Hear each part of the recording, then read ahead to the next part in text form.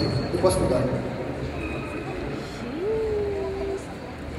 Boa tarde, obrigado à SDPC pelo convite para participar aqui do debate. Prazer debater com o Sebastião. Agradeço a presença de todos. Meu nome é Sérgio Sandor, sou professor do Departamento de Ciências Biológicas da Exalc USP e trabalho há 30 anos aqui em dinâmica de florestas e recuperação de áreas degradadas. Próximo. Não sei se vocês vão conseguir. Bom, primeira coisa, não existe nenhum problema, nenhuma dificuldade, nenhuma incompatibilidade entre você ter a presença de áreas naturais consorciada com o uso na pecuária, na agricultura, na silvicultura. Próximo. Bom, o que acontece historicamente no Brasil é que você tem um manejo inadequado de áreas ou uso acima da sua capacidade de suporte leva à degradação de áreas. Próximo. Como a gente tem aqui um público muito variado, eu vou dar algumas explicações meio básicas. Por exemplo, o que é o solo? O solo nada mais é do que a rocha que apodreceu de cima para baixo. Ela vai se transformando de cima para baixo, de tal forma que a parte mais transformada para cima, e conforme você desce, você vai encontrar a rocha ainda não alterada. Então você tem desde solos muito rasos, solos mais médios e solos mais profundos. E o grande problema dos solos é a erosão. O que é erosão? É o impacto que a gota da chuva causa na superfície do solo, arrastando a camada superficial do solo para as partes mais baixas do relevo. E assim ela come a camada superficial do solo. Se o solo já é raso, eu já chego na rocha. Se o solo é um pouco mais profundo, eu tiro a camada mais fértil e aí fica uma camada que é pouco fértil ou infértil. Próximo. Bom, a imagem está muito ruim para ser vista, mas depois essa apresentação vai ficar disponível e vocês veem com detalhe. O que a gente está mostrando então é um processo de erosão. Próximo. Erosão que pode ser em toda a área ou uma erosão canalizada. Próximo. Os sulcos. E tudo isso vai cair dentro do curso d'água, fazendo o que a gente chama de assoreamento, né? Vai levar o sedimento, mais o agrotóxico, mais o fertilizante. Próximo. Bom, um outro problema é na ausência de uma vegetação de proteção na margem do rio. O rio tem uma capacidade de erosão fluvial que vai comer o barranco. Então o rio vai alargando, jogando mais sedimento dentro da calha do rio e, consequentemente, o rio vai ficando largo e raso. E quando chove, obviamente, ele não vai ter capacidade de armazenar água. Isso vai levar ao quê? A água sair fora do canal do rio e inundar as áreas vizinhas, sejam áreas agrícolas ou urbanas. Próximo. Bom, basicamente então o que a gente tem na maior parte da agricultura do Brasil é que eu não tenho mais a vegetação de proteção ciliar, eu não tenho conservação de solo adequado e, portanto, a água escorre superficialmente em vez de filtrar no solo, causando enxurrada, causando erosão e assoreamento. Com isso não abastece o lençol freático e a água também não escorre subsuperficialmente, o que é muito importante.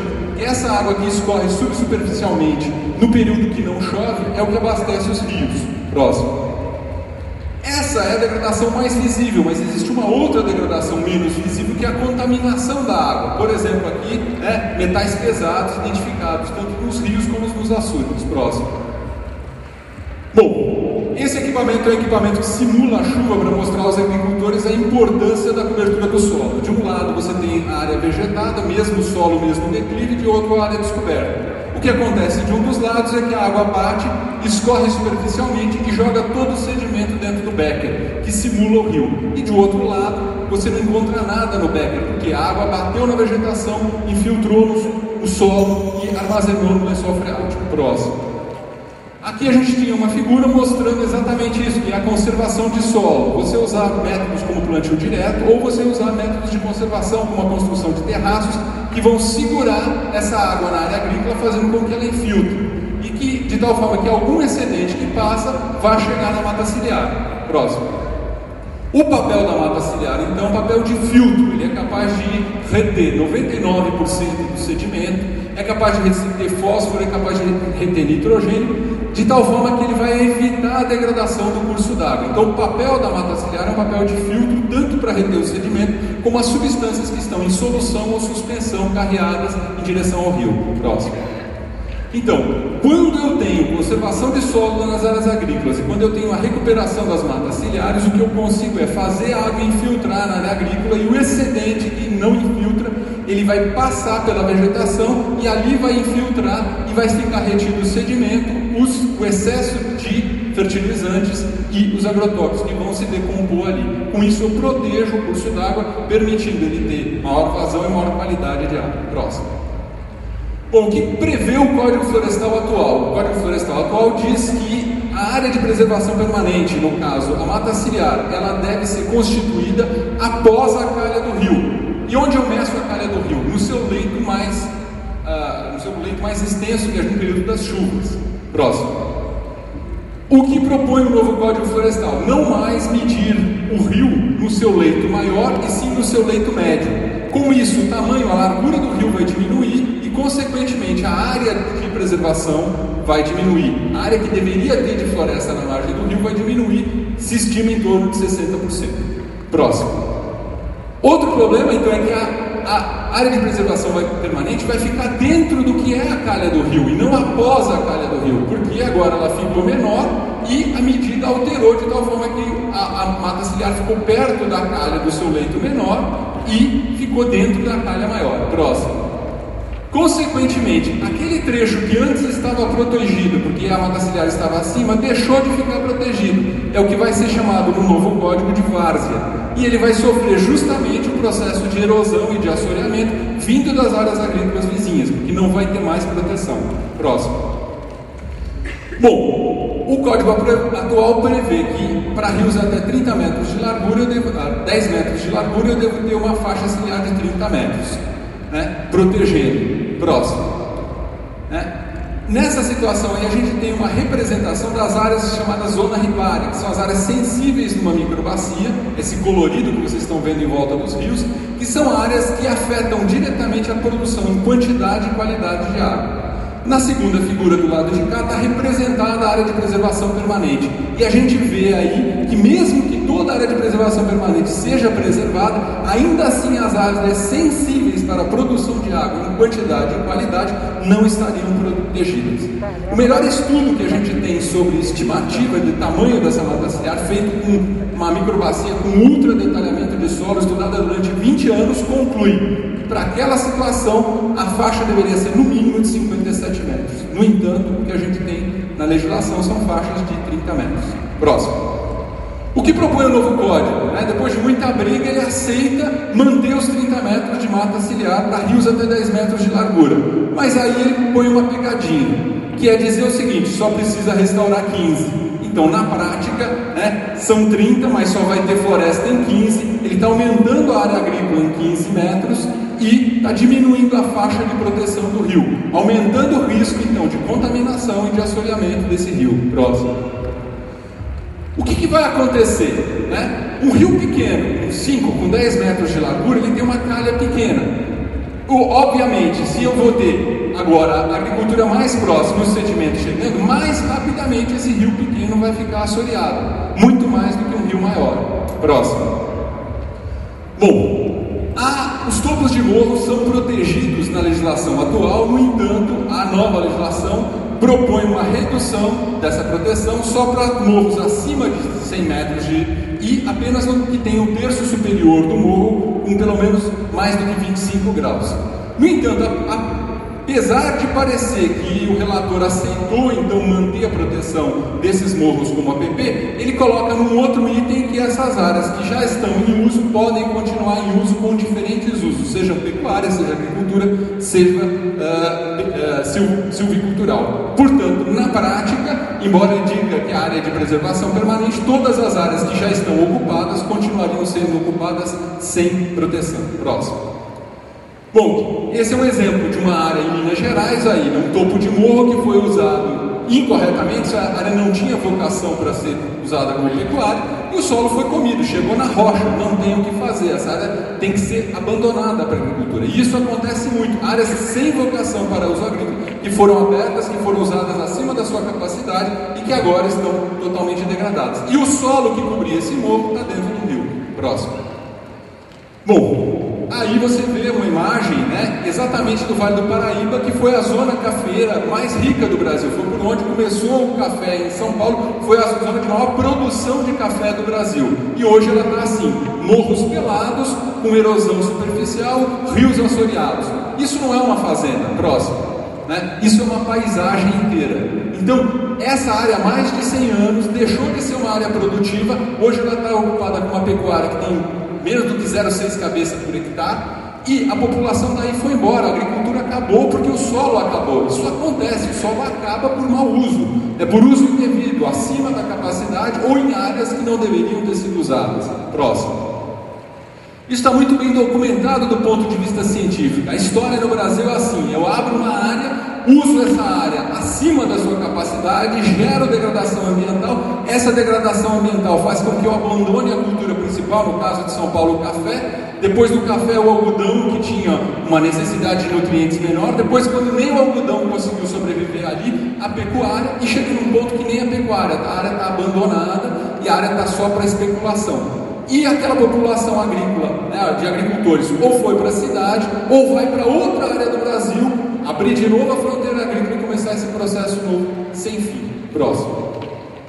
O que diz a nova proposta do Código Florestal? O Código atual diz o seguinte: numa propriedade, vamos pegar o sudeste do Brasil, ou a maior parte do Brasil, eu tenho o quê? APP, área, né, dos cursos d'água protegidos por uma floresta, nascentes com uma proteção de 50 metros, e na propriedade uma área de reserva legal. Enquanto a APP é uma área que não permite uso econômico, é só para proteção, né, da biodiversidade, do recurso hídrico, a reserva legal permite o uso florestal com espécies da flora nativa.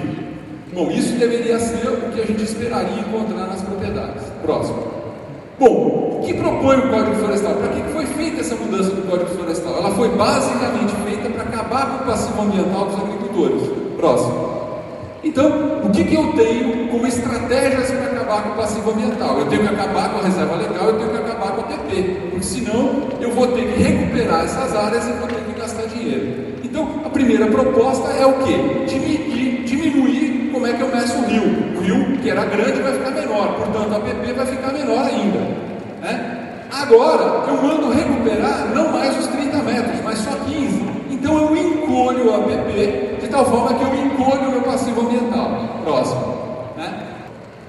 Bom, dessa forma, né, vai desaparecer o passivo ambiental. Por quê? Eu posso chegar num ponto que eu não tenho nada de APP, e se o sujeito não tinha reserva legal, porque ele não tinha a reserva legal constituída, como a reserva legal nas pequenas propriedades é aquela que estava presente lá em julho de 2008, eu posso ter uma fazenda absolutamente regular, sem nenhuma vegetação natural, cumprindo a lei. Próximo. Bom, e nas propriedades, né, maiores, as propriedades que estão acima de 4 módulos fiscais, a gente tem o que? As pequenas, as propriedades até 4 módulos fiscais representam 90% das propriedades. Mas essas que representam 90% das propriedades correspondem apenas a 23% da área agrícola. Na realidade, eu tenho 11 a 12% de propriedades que correspondem a 77% da área agrícola. Então, nas grandes propriedades, vale o mesmo em relação ao APP. Encolhe a medida do rio, eu só preciso restaurar 15 metros, né? Tudo aquilo que já foi falado. Próximo. Aí ele introduz a ideia de um cadastro ambiental. E se você se cadastrar, se você aderir a esse cadastro, todas as pendências jurídicas que tem contra você ficam em suspenso. Imediatamente cessa tudo contra você, simplesmente pelo cadastramento. Não é pela execução daquilo que você está se cadastrando para fazer. Basta se cadastrar e fica tudo parado do ponto de vista legal. Próximo. Né? Bom, o plano de recuperação ambiental nessas propriedades também maiores prevê a possibilidade de consolidação em APP. Então eu posso continuar usando a APP que eu estou usando irregularmente. Ora, 77% das propriedades da área agrícola, que são essas grandes propriedades, é onde está a maior parte das APPs. Né? Então nessas propriedades, né, que tem grandes áreas, o sujeito está usando a APP por quê? É por falta de área? Não. Próximo. Ao contrário, essa aí é uma foto de uma usina de cana de São Paulo. esse local ali que está apontado era um rio de 2 metros de largura, eu levo meus alunos aí perto há 20 anos, né? E aí não tem mais rio, acabou, assoreou, o rio está correndo pelo carreador. Por quê? Porque a usina de cana não tem dinheiro para manter a PP, não tem área para manter a PP? Obviamente não, né? Então por que ele está ocupando a PP? Não é por falta de área nem por falta de recurso. Próximo. É muito fácil, é só fazer uma conta. Aí, pega os dados aí, Folha de São Paulo, falando sobre a soja no Paraná. Vai dar esse ano mais de 1.200, 1.400 reais por hectare. Você pega uma propriedade de 500 hectares lá no Paraná. Em geral, a APP é 10%, então são 50 hectares de APP. Em geral também, nós temos acompanhado isso, metade dessa APP está regular, metade está irregular. Então ele tem 25 hectares da propriedade dele que estão irregulares, onde ele tem soja em APP, por exemplo, ou milho em APP. Quanto que ele vai lucrar esse ano? Ele vai lucrar 25 mil reais, um carro popular. Você acha que ele quer recuperar e perder esse carro popular? Não. Então, o uso irregular da APP não é por falta de área, na maioria das propriedades, na maioria das terras agrícolas, e não é por falta de recurso, é porque ele gera lucro. Próximo. Então aí, o que eu vou ter? Eu vou ter um apagão hídrico. Na maior parte dos rios, cerca de 90% da extensão dos rios, são rios até 10 metros de largura. Nesses rios a proteção vai ser menor, eu vou ter mais assoreamento, vou ter mais contaminação. Então eu vou ter o quê? Os reservatórios de abastecimento público totalmente assoreados. Próximo. Mas não é só o reservatório de abastecimento público, essa é a única usina hidrelétrica do Mato Grosso do Sul. Próximo. E lá, em 96, visitando, nós andamos por cima do reservatório. Por quê? No local onde a gente está ali, 8 anos antes tinha 10 metros de profundidade, mas a sedimentação produzida pela erosão vinda das áreas agrícolas vizinhas afogou a hidrelétrica. Desde 96 ela não gera 1 kW sequer, só retransmite a energia que está em curso. Próximo. Consequentemente, eu vou ter um apagão elétrico e eu vou ter o quê? Um aumento da do assoreamento dos portos.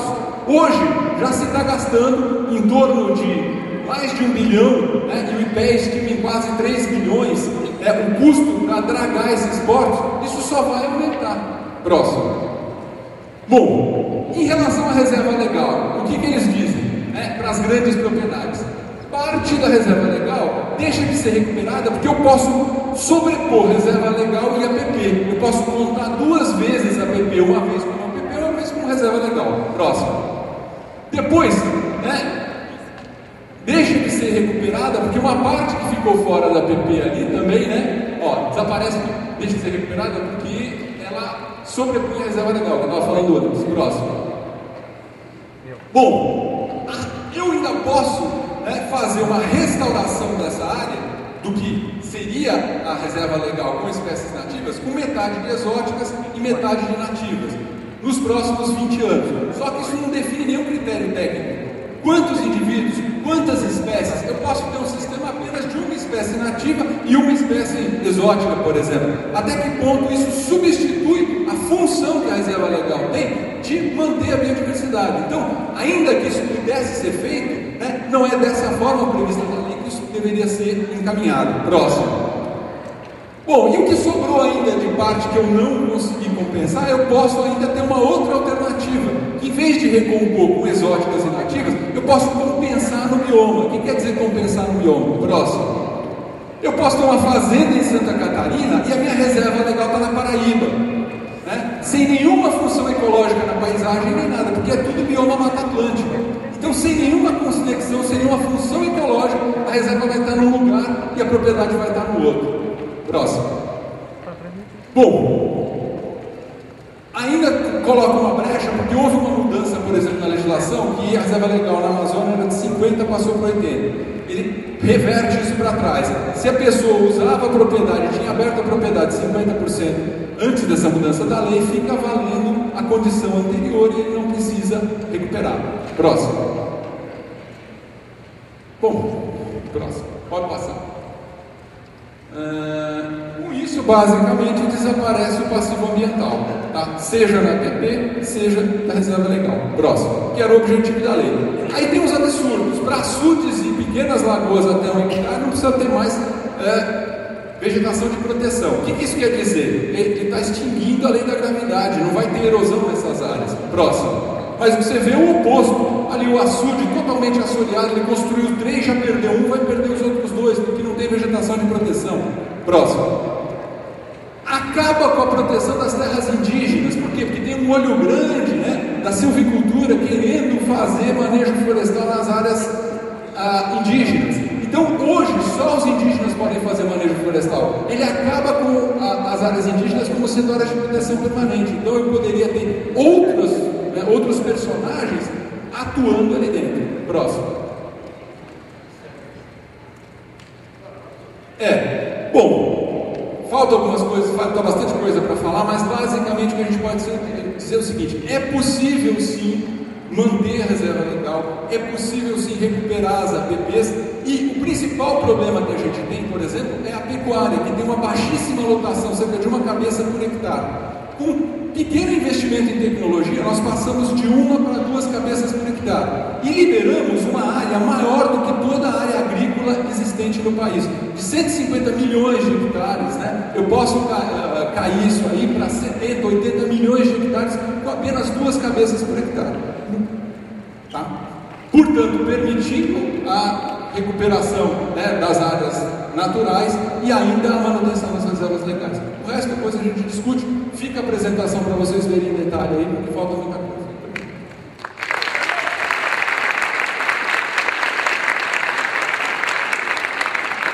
Bem, agora vamos explicar outro lado da história. Valverde. Ok. Boa tarde a todos. Desculpa aí o atraso, mas acabou tendo problema lá no aeroporto, cheguei tarde no hotel. De qualquer forma, eu vou tentar compensar esse tempo aqui. Bom, como eu não tive tempo nem de fazer um lanche, eu acho que eu não vou me arriscar a ficar em pé, não. Se eu ficar em pé, eu vou cair. Eu só estou à base de água hoje. Estou fazendo regime para desaparecer, que eu já sou muito magro.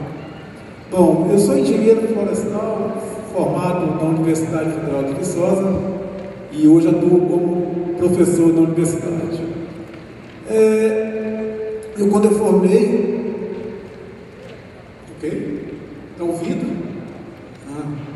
Quando eu formei, eu já saí empregado, fui trabalhar, tive o prazer de trabalhar na Serra do Mar, em São Paulo, trabalhar com reflorestamento. E um belo dia, o diretor da empresa chega para mim e fala assim: Valverde, me leva na reserva legal da fazenda. Eu não sabia nem o que era reserva legal, e eu sou engenheiro florestal. Bom, formado há alguns anos, né? E muito menos onde seria a tal da reserva legal. Aí, como mineiro, né, cheguei perto do administrador da fazenda e falei assim: fulano, onde que é essa tal de reserva legal que eu nem sei o que é isso?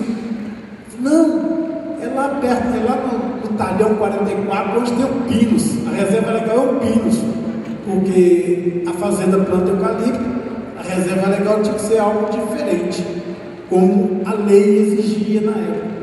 Falei, pá, briguei muito em São Paulo, fui mandado embora, né? Muito chato, ninguém me tolerava, tem hora que nem eu me tolero. Fui mandado embora, voltei para Viçosa, falei, vou fazer pós-graduação. Me dediquei em economia, que eu acho que a coisa que eu sei fazer é conta, né? Somar e diminuir comigo mesmo. Fui dedicar à economia, fiz mestrado em economia, focando a microeconomia, e fiz o doutorado também na economia, focando a macroeconomia. Surgiu um concurso na universidade, meu ex-orientador aposentou, então vagou, eu fiz o concurso e fui feliz, né? Para a infelicidade dos alunos, eu fui feliz e acabei passando no concurso. Quando eu passei, eu falei assim: agora eu estou feito, né? Eu vou só trabalhar com economia, né? Tranquilo, é a única coisa que eu sei fazer. Só que o professor que já estava na área, né, entrou primeiro do que eu, falou assim: você vai para a parte de política, você vai dar aula de política. Eu falei assim: mas eu nem me lembro de ter estudado essa disciplina, eu detesto política. detesto legislação, não, mas é o que você vai fazer. Porque economia continua aí, tudo bem, fazer o quê? Quem chega depois tem que pegar piano, né? Aí entrei para disciplina de política. Isso eu estava ainda terminando o doutorado, a minha esposa teve gêmeas e tivemos vários problemas. Gêmeas não é fácil, você escrevendo tese, preparando aula, preparando material para aula, cuidando de gêmeas, era uma loucura. E fui me inteirar. Falei, então já que eu vou dar aula de política e legislação, deixa eu entender a lei. Isso é mais ou menos 13, 15 anos atrás. Ninguém dava a menor atenção para a questão florestal, a questão do código florestal. Bom, aí peguei a leitura do código, comecei a ler o código florestal, né, vem lá o caput da lei, né, as florestas são bens públicos, né, respeitado o direito de propriedade, beleza. E depois vem lá, as áreas de preservação permanente. Bom, e eu venho de uma região muito diferente daqui, a minha região é muito montanhosa, né? Ou seja, é constituída só de topo de morro, de margem de curso d'água e nascente, e às vezes a encosta do morro, e de uma família rural, ou seja, meu pai é produtor rural, né? E de 11 filhos, eu sou o caçula da família, e comecei a ler aquela lei, comecei a estender o raciocínio para a minha vida rural. Eu comecei a perceber que havia um conflito. Falei, olha, peraí, né? Aí começa lá, ao longo do curso d'água, no mínimo 30 metros de largura de cada lado, quando a largura do rio for menor que 10 metros, à medida que a largura vai aumentando, a área de preservação permanente também aumenta. Depois vem 50 metros em volta de nascente, depois vem o terço superior do topo de morro, e depois tinha reserva legal. Eu falei, olha, peraí, né? Se o meu pai fosse cumprir a lei como ela estava ali, que na verdade quando eu estava fazendo a leitura daquela lei, ela é muito diferente da redação original dela, mas tudo bem. Eu pensei, mas aí meu pai não ia ter como criar 11 filhos, o problema dele, ninguém mandou ter 11 filhos, né? Bom, tudo bem. Então, por isso eu caí nessa discussão, né? Ou seja, eu que queria trabalhar na área de economia, acabei caindo nessa área de política, e hoje eu estou aqui nesse debate aqui, né? Mas eu acho que eu tenho algumas contribuições para dar para vocês. Na verdade, eu não me posiciono totalmente a favor do que está sendo proposto, mas eu me posiciono totalmente contrário à lei que está aí, né? Então, acho que isso vai enriquecer o debate, porque o colega colocou uma posição favorável. Lógico, não discordo em nada da preocupação dele, né? A preocupação com a questão ambiental é louvável, isso aí é sine qua non, isso é discutível. Mas o que eu quero fazer é uma discussão do ponto de vista jurídico, né? Agora você pensa bem, eu, engenheiro florestal, vou dar uma admitida besta de advogado. Quem que pode sair disso, né? Mas vamos tentar. Bom, e logo em seguida, quando eu comecei a me inteirar da lei, eu me credenciei na pós-graduação a orientar, né, estudantes, mestrado e doutorado, e eu peguei essa linha, a área de preservação permanente. Eu falei assim, olha, tem alguma coisa errada. Ou meu pai e todos os produtores rurais erraram, mas no desconhecimento da lei, porque até então nenhum órgão público teve, né, o papel de ir às propriedades e passar aos produtores rurais o que pode e o que não pode, né? Nunca, pelo contrário, o poder público esteve nas propriedades para falar para o meu pai que ao longo do curso d'água era para ele desmatar, sistematizar a várzea e plantar arroz, né? Arroz do brejo. Foi na propriedade do meu pai e falar que no topo de morro era para desmatar e plantar café, agricultura de montanha. Para isso o poder público esteve na propriedade do meu pai e de todos os produtores rurais, principalmente daquela região. Nunca esteve lá para dizer o que pode e o que não pode. E lógico, o produtor rural, principalmente de 10 anos para trás, não sabia de nenhuma lei, muito menos dessa.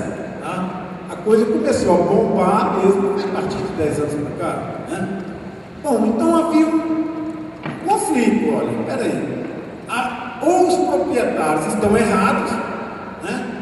Estimulado pelo poder público, ou a lei está errada. Quem está errado? Né? Então, assim, aí como pesquisador, eu tive que sair desse papel de filho de produtor, senão eu iria criar um viés, que também, confesso para vocês, é difícil não criar viés. Né? A gente vem do meio rural, tem viés, está no sangue, não tem jeito. Mas, como pesquisador, não posso ter um viés. Falei, então tá, existe um conflito, né, de produzir e de proteger. E, por sinal, as melhores áreas da propriedade para produzir são justamente as margens do curso d'água, né, principalmente se for uma cultura anual, e no topo de morro, quando for uma cultura permanente. O pior da propriedade é a encosta. Não sei se vocês conseguem imaginar isso, mas a encosta é ruim de fertilidade, né, em função da lixiviação, e é ruim de operação. Por quê? Porque ela é inclinada, não tem como você mecanizar. E aí, justamente aí que ela é permitia. Então, aí você pode. Olha, mas aí não é o ideal, porque aí é vulnerável ambientalmente, e aí não tem fertilidade. Onde a lei não pode é onde os produtores vivem, principalmente a pequena propriedade, ela vive da APP, né, da margem do curso d'água. Bom, então, com base nessa preocupação, ou seja, ou a lei está errada, ou os produtores estão errados, ou ambos, né, ambos os dois juntos ao mesmo tempo, para ficar com mais ênfase, né, estão errados. Né? O que se está errado alguma coisa, o que podemos fazer para melhorar? Então aí começa a minha linha de pesquisa. Eu começo a criar uma turma de pesquisadores trabalhando em sintonia, o engenheiro florestal, juntamente com um estudante do direito, e um engenheiro agrônomo, juntamente com um estudante de direito, trabalhando junto para saber o que estava acontecendo. Né? Ninguém tinha feito uma pesquisa sobre a análise jurídica dessa lei. Né? E foi aí que coloquei uma aluna, uma engenheira florestal, indo a campo para ver a aplicabilidade da lei. Né? Vai aos produtores, conversa com os produtores, vê se ele sabia da existência da lei ou não, vê o que ele acha da aplicação dessa lei na propriedade dele. Enfim, né? Peguei um estudante de direito e falei assim, olha, existe esse conflito, tá? Não está alguma coisa errada, me traz o que está acontecendo, né? Onde que está o gargalo, enfim. E aí a estudante defendeu a tese de mestrado, encontrou que nenhum produtor aplicava a lei, que ninguém foi ensinar o produtor a aplicar a lei, e que a aplicabilidade daquela lei poderia comprometer a sustentabilidade social e econômica da propriedade. Ok, é um conflito aí. O aluno do direito defendeu o mestrado e identificou o quê?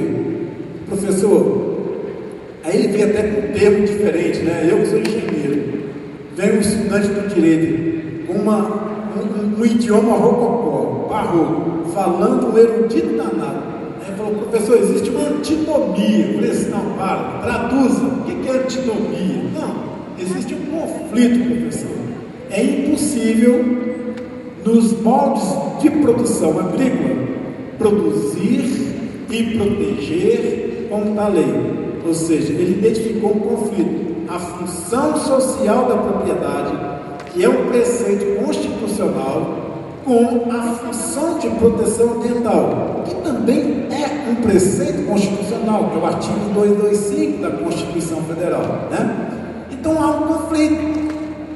Está difícil de fazer, produzir e proteger nos moldes da lei e na forma de manejo dos produtores.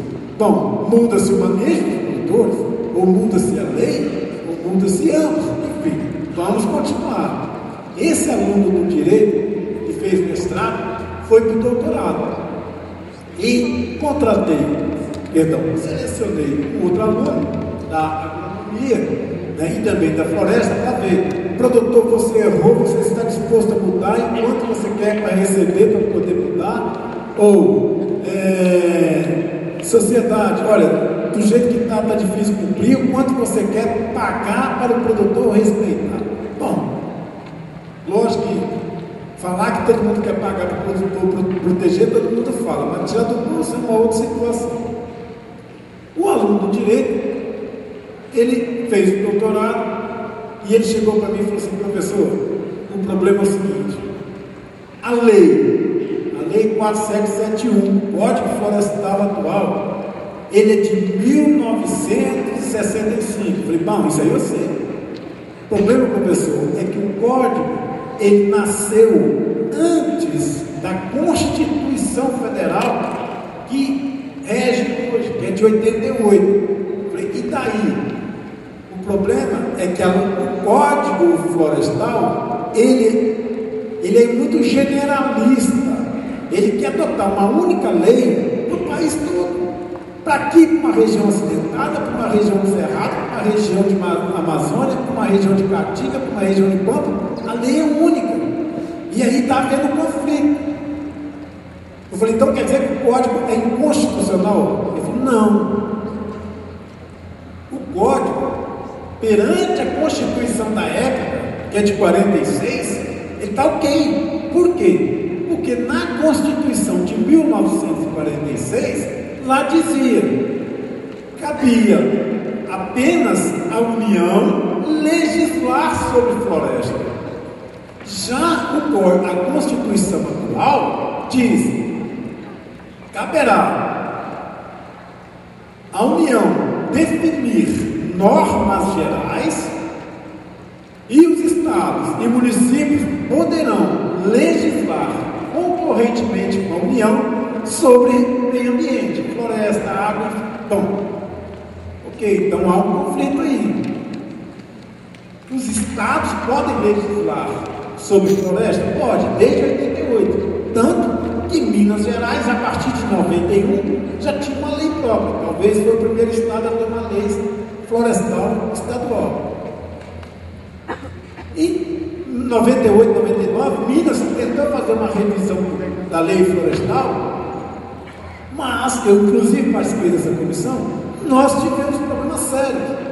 Toda vez que a gente queria fazer uma mudança na lei florestal de Minas para adequar a realidade de Minas, nós esbarrávamos, daqui não pode mexer, porque se a gente mexer aqui, vai conflitar com a lei federal, né? Quebra o princípio da hierarquia legal perante a Constituição. Eu falei, então nós não vamos fazer nada na lei de Minas, porque tudo vai conflitar. E de fato, nós não fizemos nada, né? Porque tudo conflitava. E participávamos dessa comissão, eu como representante da universidade, representante de ONGs, representante da polícia ambiental e companhia limitada. Um belo dia eu falei assim, olha, temos que mudar essa questão da área de preservação permanente. Por quê? Porque se for cumprir como está na lei hoje, nenhuma propriedade rural na região acidentada vai conseguir cumprir. Aí o representante da polícia ambiental falou, não, professor, não tem que mudar nada. Eu falei assim, vem cá, você conhece a região da Zona da Mata, Rio Doce, conheço, mas todo mundo lá vive da PP. E como é que vocês fazem? Não, professor, lá a gente faz vista grossa. Eu falei, mas nós estamos aqui é para não ter que fazer vista grossa, vamos mudar a lei.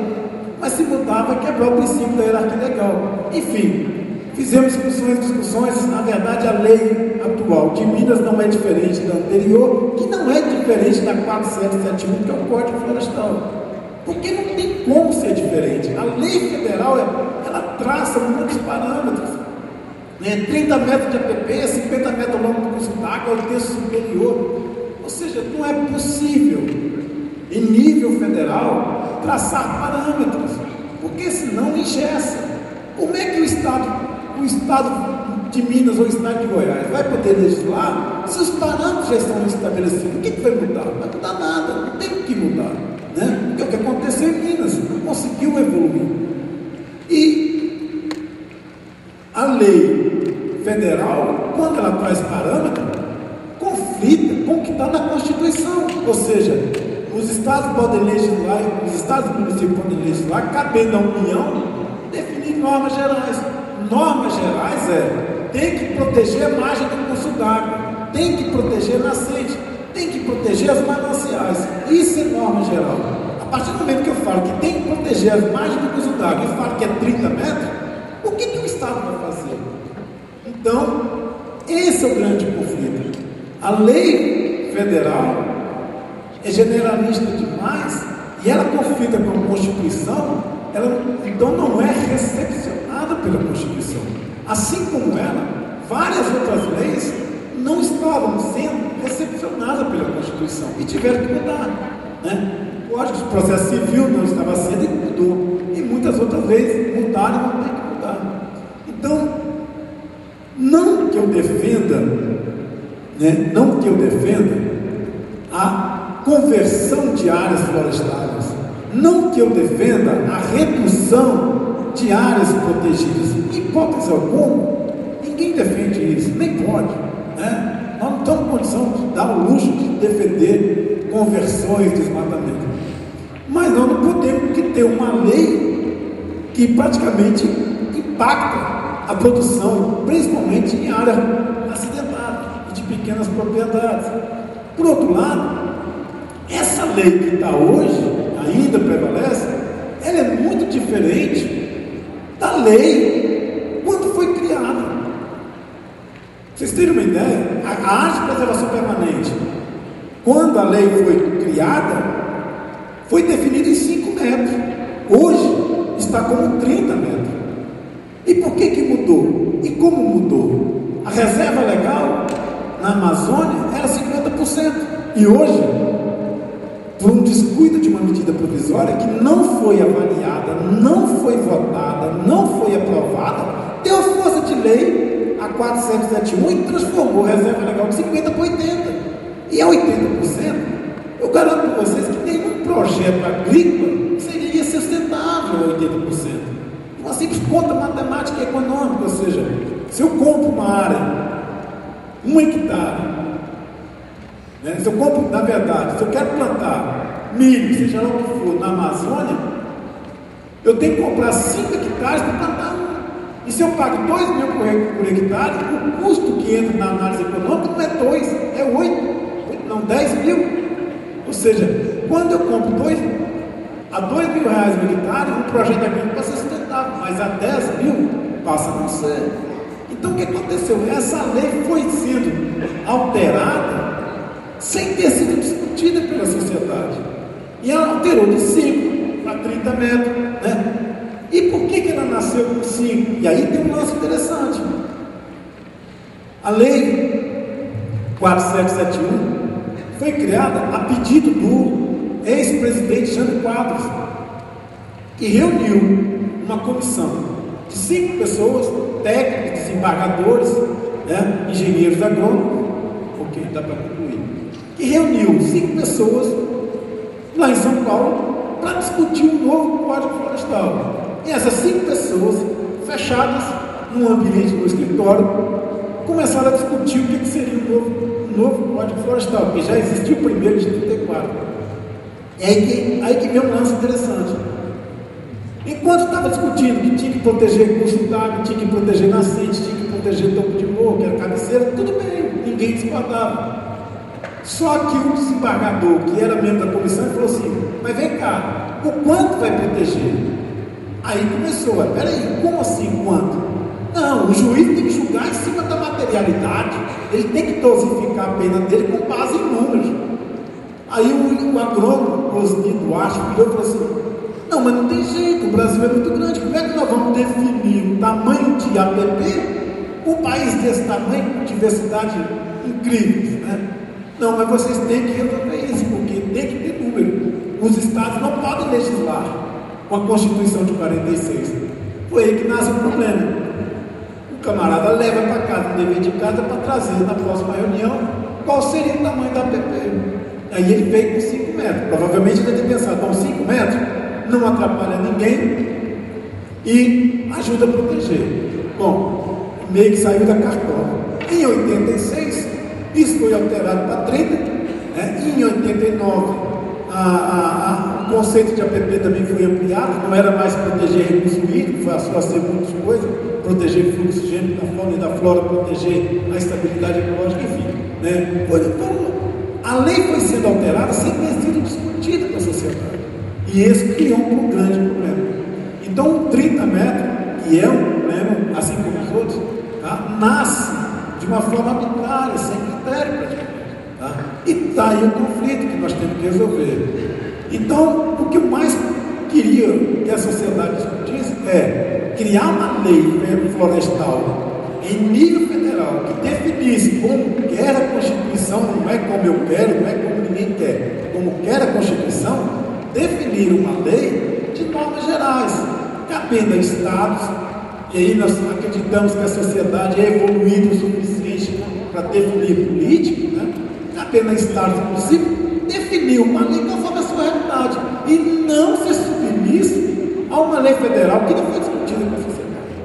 Ok? Essa é a minha proposta. Eu não estou fazendo uma discussão técnica, mas uma análise jurídica e dogmática, uma coisa prática também, tá? Que tem que ser discutida. A propriedade rural vive na pequena propriedade. A grande propriedade não vive na PP, ela vive nos chapadões. Então ela não é tão prejudicada, com exceção de reserva legal. Mas a pequena propriedade é, infelizmente, impactada violentamente.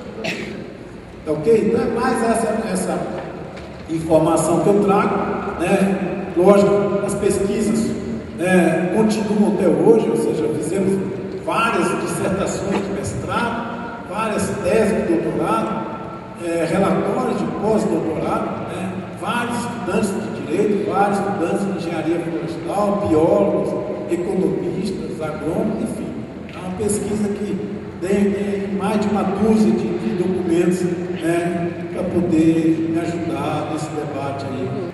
Todo o problema que foi colocado, assoreamento, erosão, né, tudo isso surge e acontece à luz da lei. Da lei que se propõe defender. Essa lei não pode ser defendida, ok? Se ela fosse tão boa, teria evitado isso. Mas não foi evitado porque não havia fiscalização. Muito pelo contrário, foi o poder público que estimulou esse tipo de coisa. Então, assim, nós temos que mudar de um Estado, nação, para um Estado, sociedade, capacitar as pessoas a dialogar e debater. Então, a lei florestal que está até hoje, ela não resolveu o problema, pelo contrário. Ela foi omissa desses problemas. Tá? Existe esse conflito, tem como, né? E outra coisa, quando a proposta de Código Florestal que foi votada, foi aprovada, mais de 80%, né, de aprovação do Congresso, ou seja, é lógico que pela proposta houve uma redução da APP de 30 para 15, podendo os estados aumentar ou diminuir, tudo bem. Mas o que eu quero dizer é o seguinte: essa redução no papel é sem o prejuízo da conversão. Tá ok? Então é o seguinte: você acha que a situação vai piorar se de fato na prática ninguém tem nem 0 metro de APP? Mais ou menos. Eu acho que, primeiro, é possível cumprir o código atual por vários caminhos. Primeira coisa, que a questão não é uma questão florestal. O problema que nós estamos enfrentando é um problema de falta de política agrícola, falta de ministro da agricultura, falta de secretário da agricultura e falta de políticas agrícolas voltadas adequadamente para os diferentes setores. O cara que está usando, que tem uma pecuária, que está usando a APP, está usando a APP para não investir capital, recursos na área que não é de APP. Dentro da estrutura atual do código, o que a gente vê? Na realidade, uma propriedade tem normalmente 10% de área de preservação permanente, 70% de área agrícola e 20% de reserva legal. Então, na realidade, a área de preservação são só 10%, porque a reserva legal é uma área de produção florestal. Então, 90% da propriedade já no código atual é área de produção e apenas 10% de área de proteção. Vamos pegar a pecuária, que é o maior ocupante de área do Brasil, 150 milhões de hectares, com uma cabeça por hectare, que é uma lotação baixíssima. Com pequeno investimento, eu passo para 2 cabeças por hectare, uma pecuária intensiva. né, da extensiva para a intensiva. Com algum investimento com orientação técnica, eu consigo passar de uma para duas, o que reduz a minha área à metade. Então, se eu usava 100 hectares, né, para minha lotação, agora eu posso usar 50 hectares. Mas existem técnicas já desenvolvidas, né? Existe um programa, por exemplo, da Federação Colombiana de Pecuaristas, financiado pelo Banco Mundial, financiado pela ONU, que converte as áreas de pecuária intensiva, extensiva, em sistemas silvopastoris, onde você bota árvores como fonte de forragem, junto com o próprio capim, junto com arbustos. Isso passa a lotação de uma cabeça por hectare para 3,5 a 4 cabeças por hectare. Ora, antes eu ocupava 100% da propriedade, inclusive a APP, para poder ter o meu gado lá. Agora eu posso ocupar apenas 1/4 dessa propriedade, né, com a mesma lotação que eu tinha. Ou eu posso usar metade da propriedade com o dobro da lotação que eu tinha. E ainda sobra a outra metade da minha propriedade para fazer agricultura e para cumprir a reserva legal e para proteger a APP. Então o problema é de adequar a nossa tecnologia agrícola, agropecuária aos nossos interesses. Se cada município for legislar sobre a largura da APP, eu resolvo que a minha APP vai ser de 1 metro, isso não vai proteger o rio, né? Então não tem sentido. 2 minutos, por favor.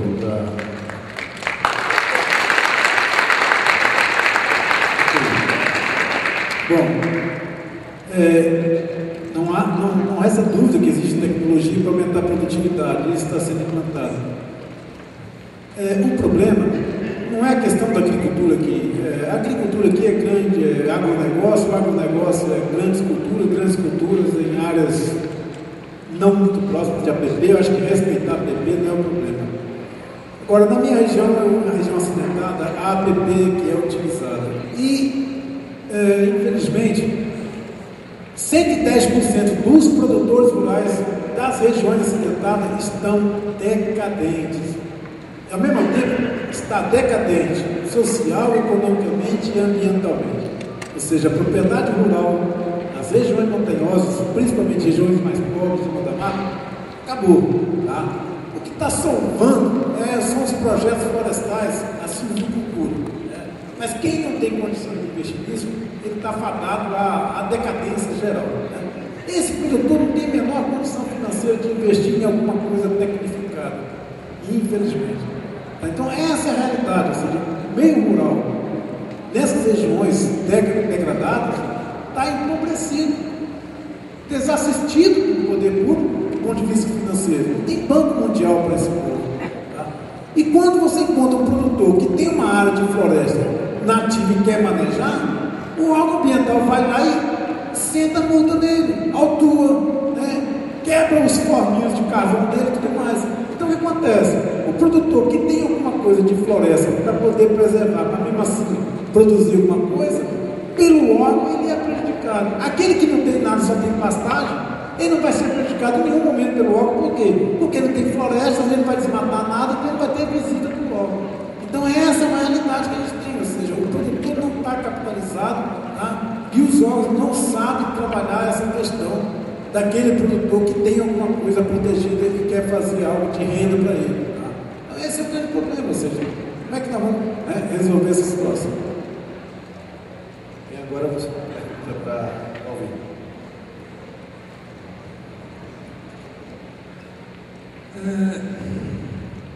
Bom, se a gente fosse realmente pensar no Código Florestal, ele seria muito diferente disso que está aí, envolvendo uma série de aspectos que não foram pensados, e, embora não tenha dado para apresentar detalhadamente, quer dizer, os itens que estão no código que está sendo proposto, e é isso que se pretende que se aprove, basicamente visam terminar com o passivo. Eles não pensam a questão florestal no sentido dos interesses do Brasil, num sentido mais amplo.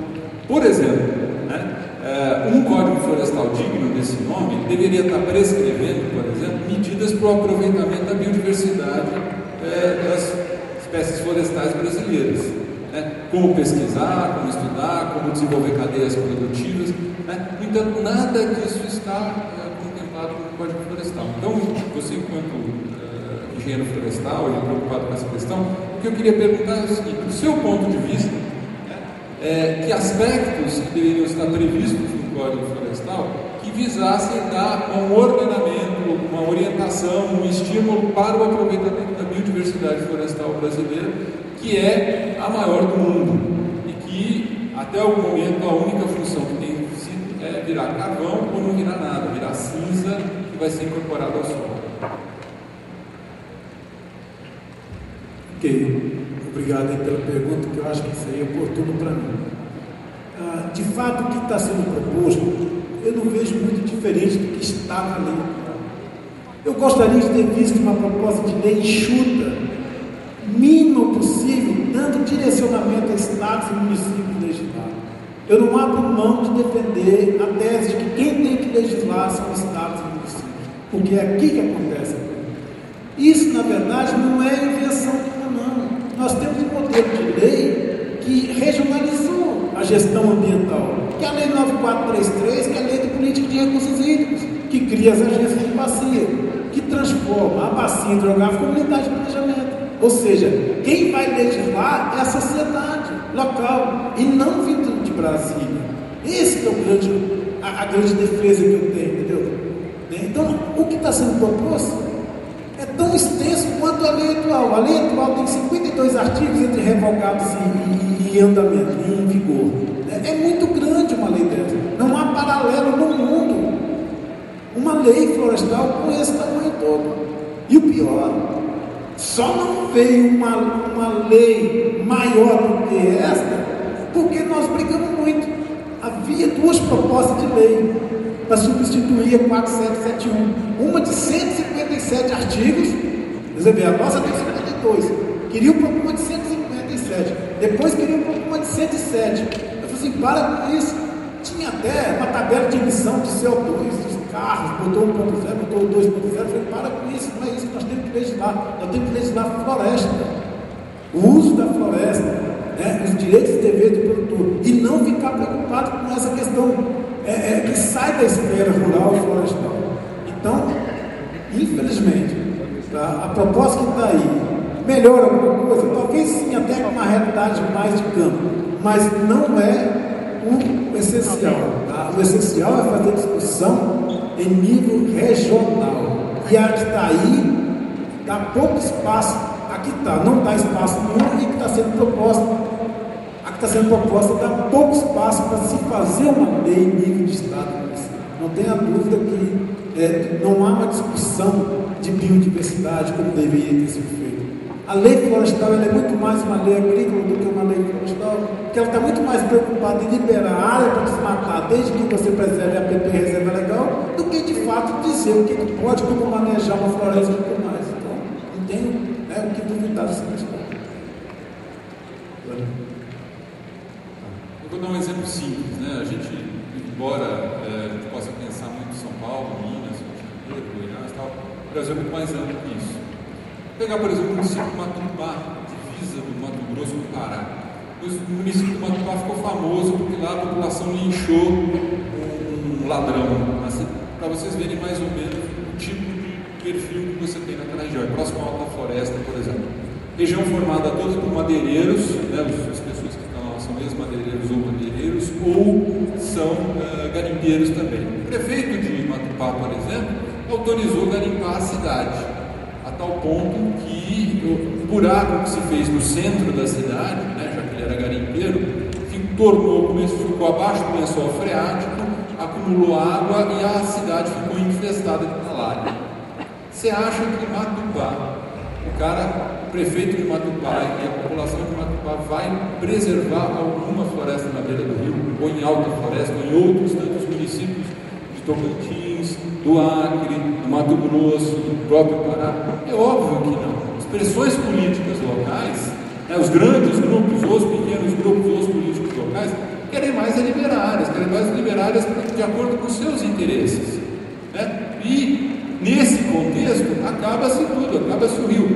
E a gente tem que pensar o seguinte: o rio que passa em Minas vai para São Paulo, de São Paulo vai para o Paraná, a poluição, a degradação gerada por um estado vai bater no outro. Então eu libero aqui a utilização recuperação da margem do rio, e o sedimento meu todo vai cair no meu estado vizinho, no município seguinte, onde vai assorear, por exemplo, a represa de captação de água da cidade, ou o reservatório de geração de energia elétrica da cidade, ou o porto fluvial, ou o porto marinho da cidade, porque cada estado, cada município faz o que dá na cabeça, sem nenhum critério, sem nenhum princípio.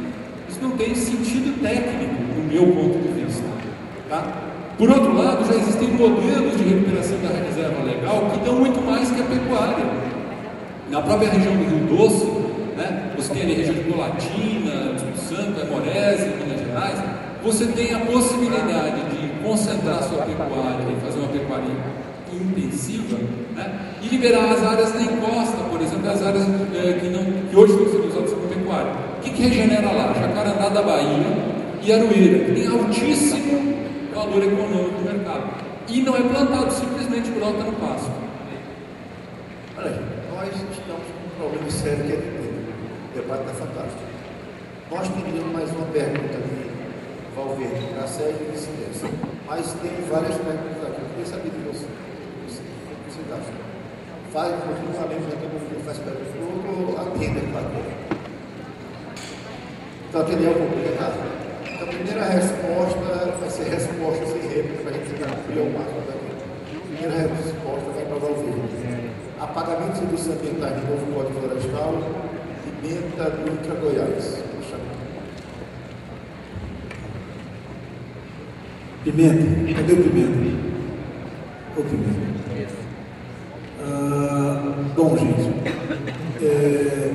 eu não gosto de fazer apologia a nada, mas também não gosto de utopia, não gosto de me omitir. Eu tenho, porque eu acho que é certo, né? Eu falo, mas aceito crítica, sem problema. Então, às vezes, algumas coisas que eu falo pode conflitar com interesses, pode doer os ouvidos de alguém. Eu não acredito em pagamento por serviços ambientais. Isso é local, isso é piloto, isso não é geral. Outro dia eu fui participar de um debate e então dizendo, mas hoje o produtor pode tirar veneno de cobra para vender, isso vale muito dinheiro. Eu virei e falei assim, se o meu pai fosse depender de veneno de cobra, eu teria morrido de fome. Essa é muito verdade. Cadê o crédito carbono? Levanta um produtor rural que recebe crédito carbono, que vive de crédito carbono. Você com a cabeça de bacalhau.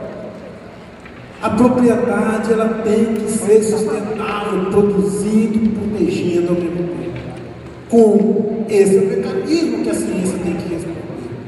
Esperar esmola, isso não leva a dignidade. O produtor não pode viver de esmola, ele tem que viver de produção. Eu sou radicalmente contra pagamentos por serviços ambientais que levem a propriedade a abster da produção.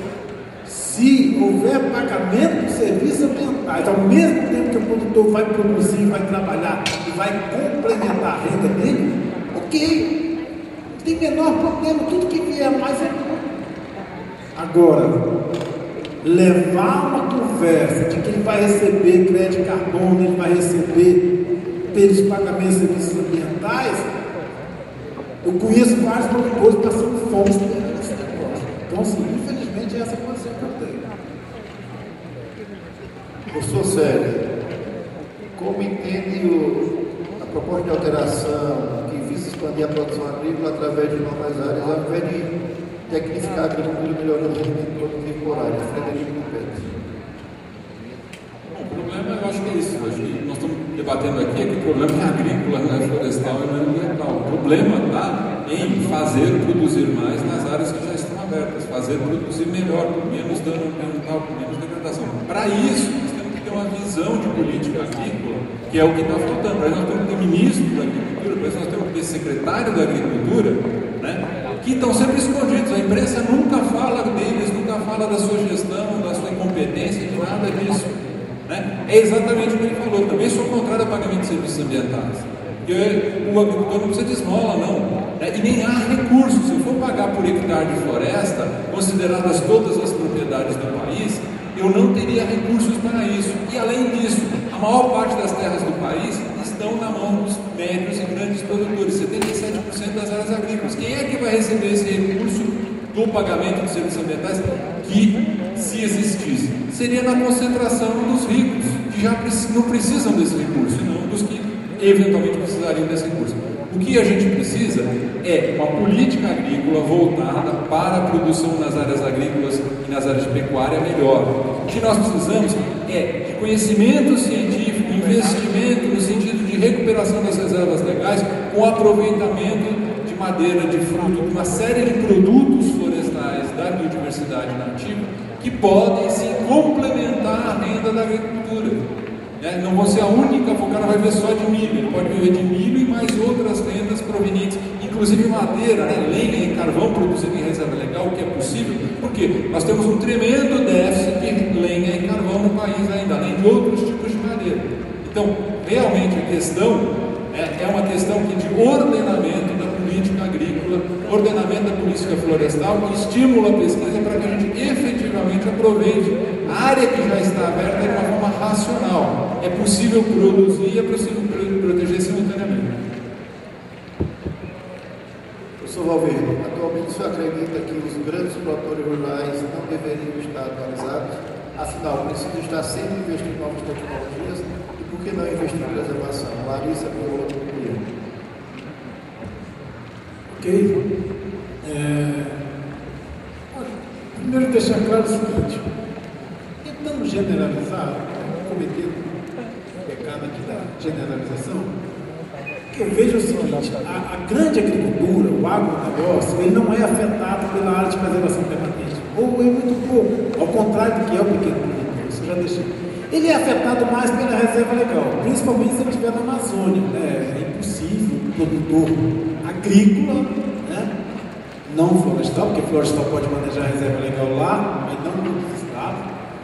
Mas o grande produtor não é afetado pela APP, mas sim pela reserva legal. Então o que acontece? Para ele, abrir mão de área de plantio em volta de nascente não é problema. Para ele, não tem topo de morro, ele não planta morro, praticamente. Para ele, abrir mão de uma certa área ao longo do curso d'água também não é problema. Vai depender da largura do curso d'água, porque dependendo da largura do curso d'água, ele vai ter que abrir mão de mais de 500 metros. Aí pode ser um negócio complicado, ok? E por que 500? Por que 30? Por que 50? Por que 100, 200? Essas coisas não têm critério científico por trás disso. Simplesmente um critério é largura de rio. Se tem uma coisa que afeta a APP ao longo do curso d'água, é tudo menos largura do rio. O que afeta a APP é a qualidade do solo, a textura do solo, a estrutura do solo, a cultura adjacente, a topografia, enfim. Mas o que menos afeta é a largura do rio. E é o que está na lei. Ok? Então, assim, é inadmissível uma coisa dessa. Mas aí você pode falar, mas peraí, se fosse ter uma lei que atendesse a textura do solo, a estrutura do solo, a declividade, a cultura adjacente, você teria uma lei. Porque a gente fica querendo abordar tudo numa lei. Não tem como. A questão natural é muito dinâmica. Como fica a situação do Brasil dentro da comunidade internacional se o novo código for aprovado? O Brasil vai conseguir cumprir sua meta de redução de carbono? Essa pergunta eu não entendi, mas se for por eu entender, eu vou passar por... Obviamente não, né? A gente vai ter um crescimento do desmatamento ou ocupação de áreas aí, mas essa questão internacional nem é que me preocupa mais, me preocupa a questão nacional mesmo. Né? Se esse código é um absurdo, se você parar para ler artigo por artigo, pegadinha por pegadinha que tem no código, você vai ver que são absurdos sobrepostos e que dão margem a um grande nível de degradação. Na perspectiva do cara resolver o problema pessoal dele, dentro do passivo ambiental dele, ele foi colocando brecha de brecha. Se eu cumprir o que está lá, eu vou causar uma grande degradação no país, uma grande perda de potencial do país. Né? Então, e isso vai afetar a produção de água, a produção de energia elétrica, a perda de solos, a fertilidade. Inclusive, é só para dar um exemplo, né? Se eu acabar com a reserva legal em pequenas propriedades, ou diminuir as áreas de agricultura, eu estou dando um tiro de pé, por exemplo, na cafeicultura. Está demonstrado cientificamente que se eu tiver fragmentos florestais na área de café, até 1 quilômetro de distância, eu aumento em 20% a produtividade desse café. Maior número de flores polinizadas, maior número de frutos bem formados. mato. Ao contrário, se eu corto a floresta, se eu diminuo a floresta, o cara vai ter uma perda de produtividade, né, no próprio cafezal dele.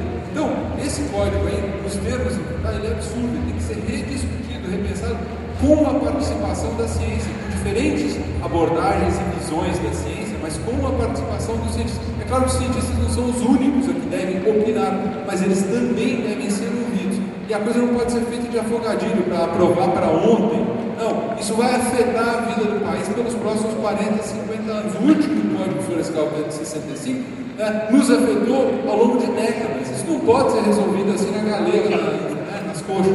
Tem que ser discutido. Professor Galvin, como foi visto, o senhor não defende o novo Código Florestal que está tramitando no Senado, mas uma alteração do Código Florestal através da discussão da sociedade. A sociedade está se organizando e está discutindo o assunto, mas o mais urgente é barrar o PL no Senado, que está mal discutido e está sem bases científicas e sociais. O senhor acredita que o debate que ocorreu no Congresso foi positivo e demonstra a opinião da sociedade científica, movimentos sociais e da sociedade organizada? André Aleiro, Comitê contra a Alteração do Código Florestal, São Carlos. Ok, André. Bom, o código, a proposta foi aprovada na Câmara por 80 e poucos % em relação aos deputados. Olha, o PMDB fechou totalmente com o código. O PSDB teve 2 votos contrários. O PT, que é o partido do governo, que a mídia colocou como o governo que estava contra a reforma do código, o PT, a maioria votou a favor da reforma. O PCdoB, os partidos comunistas, socialistas, 100% a favor da reforma do código. Espera aí. Ou seja, mais que os ruralistas, os comunistas votaram a favor da reforma do código, os socialistas, os trabalhistas, todos eles votaram a favor da reforma do código. Só não votou a favor da reforma do código foi o PV e o PSD, parece, e o pessoal. Ou seja, será que os deputados foram enganados? Eu não quero acreditar nisso. Os deputados não são qualquer um. Não, gente, o sujeito para chegar a ser deputado federal, peraí, tudo bem, eu sei que você deve estar falando de tiririca, mas peraí, os comunistas viraram ruralistas, os trabalhadores, o Partido Trabalhador viraram ruralistas, essas questões. Então o que acontece? Calma, isso aí tem que ser colocado, gente, entendeu? Esses caras não foram ludibriados, tá?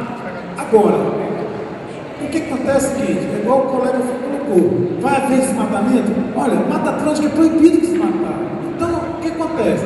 A proposta de lei veio com uma moratória de 10 anos, o desmatamento. Então, se há desmatamento, o desmatamento ocorre é uma lei atual. Essa lei, ela permite desmatar o Cerrado, ela permite desmatar a Amazônia, ela só não permite desmatar a Mata Atlântica, o resto ela permite. Então, essa lei presta. Agora, vai ser aprovado o novo código? Vai. Só que não deu 5 anos para a gente estar rediscutindo de novo. Por quê? Porque ele não vai atender a realidade. Os produtores vão continuar ilegais. Não tenha dúvida disso. Gente, vamos manter calma, porque a palestra é excelente. Não é fácil conseguir 2 pessoas para formar essa comunidade e falar com vocês. E esse tipo de manifestação que vocês não pegam. Você só passou, está tudo outro. Colegas, não deveríamos, em época de sustentabilidade, defender irrestritamente as florestas, principalmente as áreas acadêmicas, porque a baixa qualidade e capacidade dos produtores rurais ficou escondida neste debate.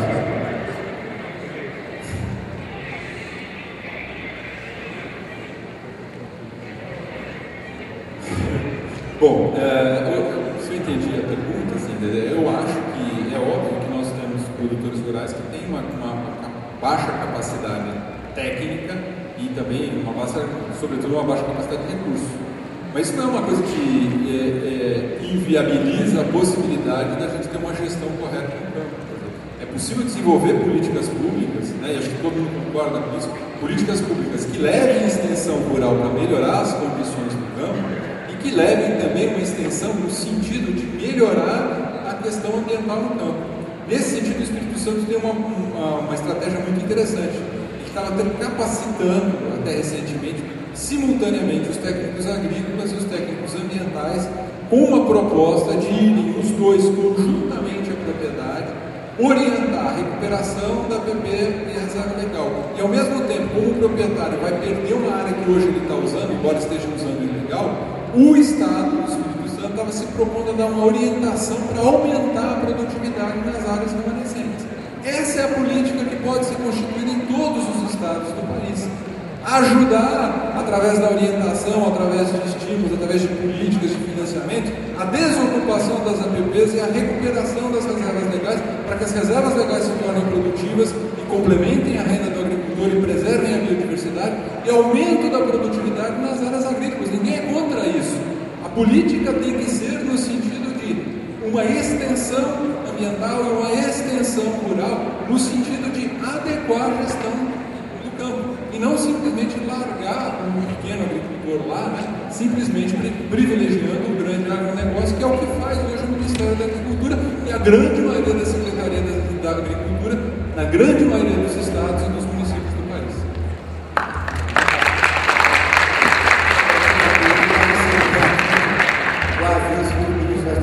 Tem uma última pergunta, que na realidade essa eu vou responder.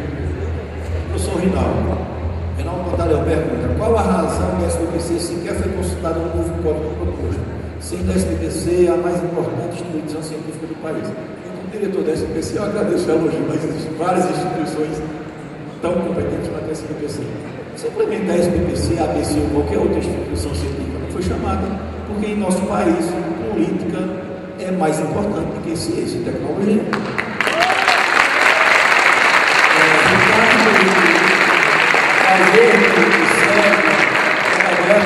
Muito obrigado pela participação, muito obrigado pela participação de vocês. Aos que infelizmente não teve tempo de resposta, os professores vão ficar aí para conversar com vocês. Gente, muito obrigado e amanhã às 10h30 tem uma conferência muito boa com o Antônio Nobre, que ele vai falar exatamente novas tecnologias para a delimitação de áreas de preservação permanente em margem de rios. Amanhã às 10h30 da manhã. Muito obrigado e até a próxima.